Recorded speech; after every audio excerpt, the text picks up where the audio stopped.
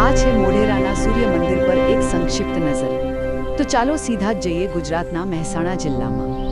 અહીં આવેલું છે એક અદ્ભુત મંદિર, જેને 11મી સદીમાં સોલંકી વંશના રાજા ભીમદેવ પહેલાએ બનાવડાવ્યું હતું.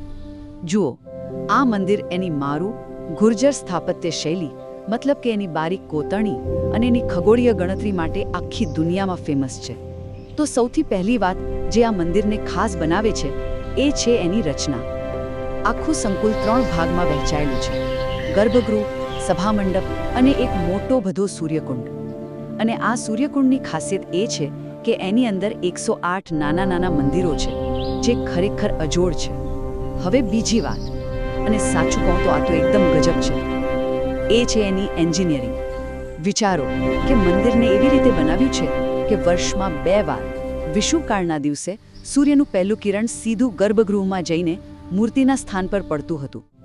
આ આપણા પૂર્વજોના ખગોળશાસ્ત્રના જ્ઞાનનો કેટલો મોટો પુરાવો છે. અને છેલ્લે ત્રીજી વાત, ભલે આજે અહીં પૂજા નથી થતી, પણ એનો મતલબ એ નથી કે આ જગ્યા શાંત છે. બિલકુલ નહીં. આર્કિયોલોજીકલ સર્વે ઓફ ઇન્ડિયા આની દેખરેખ રાખે છે, અને અહીં દર વર્ષે ઉત્તરાર્ધ મહોત્સવ જેવા શાસ્ત્રીય નૃત્યના કાર્યક્રમો અને લાઇટ એન્ડ સાઉન્ડ શો પણ થાય છે, જે આ વારસાને જીવંત રાખે છે.